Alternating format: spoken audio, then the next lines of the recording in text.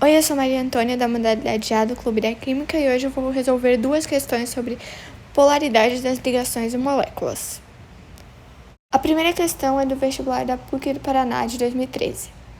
Anfitrião da Rio+20, o Brasil disponibilizou um cartão de visitas para apresentar aos demais países na conferência que debateu os rumos de um desenvolvimento sustentável. Um estudo da empresa de pesquisa energética mostra que o país é um dos que menos emite gás carbônico no mundo com a geração de energia. O relatório apontou que as emissões de gases de efeito estufa pelo país na produção e uso de energia correspondeu a 1,2% do total emitido no mundo em 2009, sendo o 18º maior emissor no ranking dos países mais poluentes nessa área. Em relação ao dióxido de carbono, são feitas as seguintes proposições. 1. A fórmula estrutural que melhor representa a substância é: aí a gente tem a imagem de um carbono no centro com duas ligações duplas com dois oxigênios num ângulo de mais ou menos 120 graus. 2. O dióxido de carbono apresenta momento dipolar resultante nulo, portanto é molécula polar. 3. O carbono na molécula em questão possui hibridação sp e o ângulo de ligação é de 180 graus. 4. Os dois orbitais p que não foram hibridizados no átomo de carbono se superpõem paralelamente para formar duas ligações π. E 5. A queima de combustíveis fósseis em veículos movidos a combustão interna libera dióxido de carbono gasoso, contribuindo para o efeito estufa. Sobre essas proposições, estão corretas apenas as... Aí a gente vê ali que já tem a resposta, que é a letra A, 3, 4 e 5, mas agora vamos ver por que cada uma está certa e errada. A 1 está errada porque a fórmula estrutural não é essa. Aqui a gente tem uma imagem de como realmente é a fórmula estrutural do dióxido de carbono. Sim, ele realmente tem duas ligações duplas com dois oxigênios, porém não tem aquela angulação que mostra na questão anterior. É totalmente reto com um ângulo de 180 graus, porque o dióxido de carbono é uma molécula apolar. A 2 também está errada, mas vamos ver por quê. Bom, a gente já viu ali a imagem de como fica a fórmula estrutural do dióxido de carbono e realmente ele tem um resultante nulo, porque os dois oxigênios eles estão na mesma direção, que é a direção horizontal, porém em sentidos diferentes, um para a esquerda e outro para a direita. Sendo assim, eles se anulam e realmente eles têm um resultante nulo.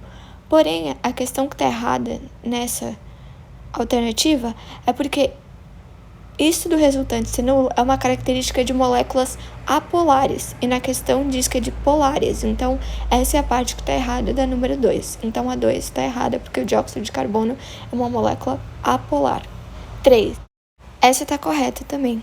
Ali diz hibridação, mas o nome também pode ser hibridização. E sim, está correta porque no caso da hibridização sp é quando o carbono ele faz duas ligações duplas ou uma ligação tripla e uma ligação simples. E nesse caso, sim, tem duas ligações duplas, como a gente pode ver na fórmula estrutural do dióxido de carbono. E também, como a gente já viu na questão anterior, o ângulo de ligação é de 180 graus. Só para conferir de novo, a gente pode olhar aqui que é realmente um ângulo de 180 graus na fórmula estrutural do dióxido de carbono. 4. Essa está correta também, porque a hibridização é quando elétrons do orbital s são transferidos para o orbital p.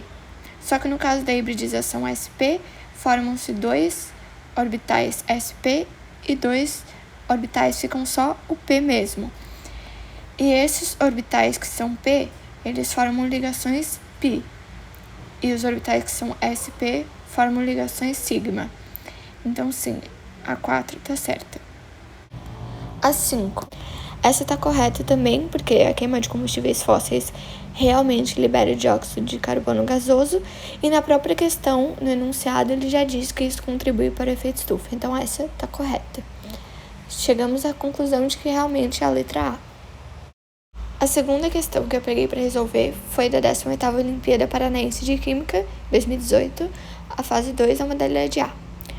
O descarte incorreto do óleo de cozinha em pias ou ralos causa um grande problema ambiental pela contaminação de corpos d'água. O óleo e a água não são miscíveis, e o óleo cria uma camada superficial sobre a água, impedindo trocas gasosas pelos organismos aquáticos, resultando na morte desses organismos. Estudos indicam que milhares de litros de água podem ser contaminados por apenas 1 litro de óleo despejado de forma incorreta. Desse modo, a destinação correta do óleo usado para a reciclagem deve ser incentivada a fim de diminuir o impacto ambiental deste resíduo. Utilizando os conceitos de polaridade e densidade e o texto acima, identifica a alternativa que explana corretamente o que ocorre no contato entre o óleo vegetal e a água. Analisando a fórmula estrutural da água, temos que ela é uma molécula polar.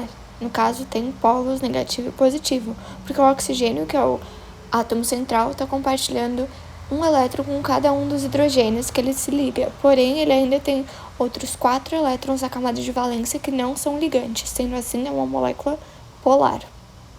Já o óleo é um lipídio, e lipídios são moléculas apolares, sendo assim nós já temos a informação de que a água é uma molécula polar e o óleo é uma molécula apolar, então podemos resolver a questão. A. O óleo e a água não são miscíveis, pois as duas substâncias são polares, sendo que a água apresenta maior densidade que o óleo vegetal. Essa já está errada porque diz que as duas substâncias são polares, mas não, só a água é polar, o óleo é apolar, então essa primeira está errada. Agora a letra B. O óleo e a água não são miscíveis, pois as duas substâncias são apolares, sendo que o óleo vegetal apresenta maior densidade que a água.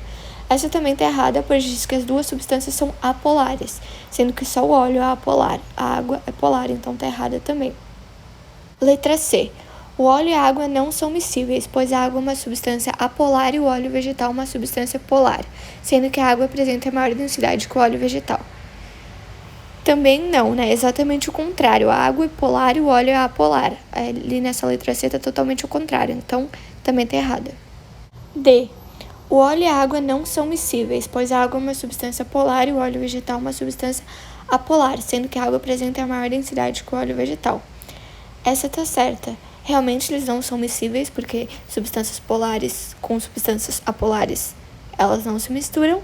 E sim, a água é uma substância polar e o óleo vegetal é uma substância polar, sendo a água mais densa que o óleo.